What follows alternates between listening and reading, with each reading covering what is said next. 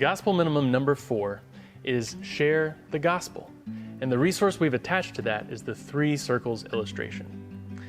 At the heart of what Christians believe lies the gospel, the story of who Jesus was and what he did in history that changes everything. And we believe that every Christian should have a simple and clear way to communicate that story to people in their life who've not yet experienced it. Here's why we love the 3 circles illustration. First of all, it's short, simple, and very clear. It easily and plainly presents the basics of the story of Jesus, who he was and what he did, without getting too deep into the weeds on any theological or tricky issues. Also, it's experience-based rather than fact-based.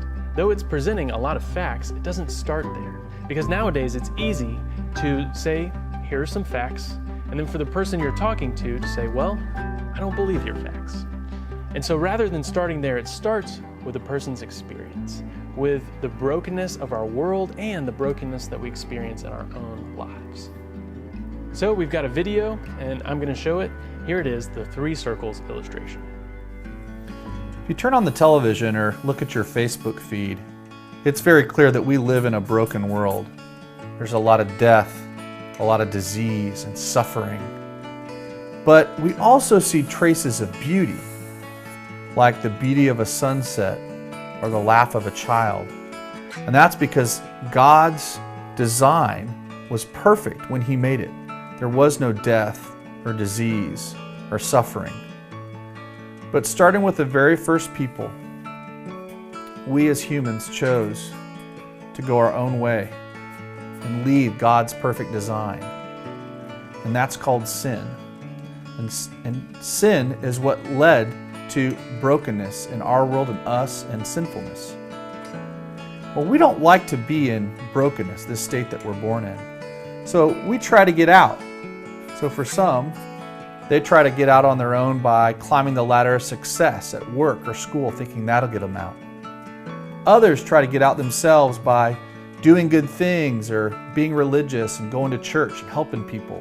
And while those are great things, they don't get us out of brokenness. Some try to drown out the brokenness with drugs and alcohol or attempts at suicide or maybe even relationships. And these attempts to get out of brokenness ourselves end up snapping us back in like a bungee cord. But God loved us so much, he didn't want us to stay in brokenness. So he did for us what we could not do for ourselves. He provided the only way out. And that is through his son, Jesus. You see, Jesus came down into our world and allowed himself to be killed on a cross, taking on our sin.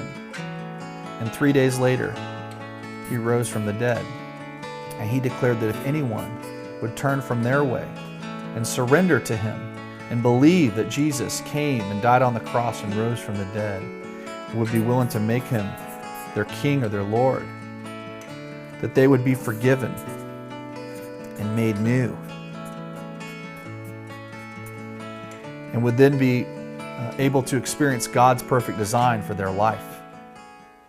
Now, let me say that many of you may be like me, and you're thinking, man, I am never going to sit down and draw that out for somebody in my normal, everyday conversations with people.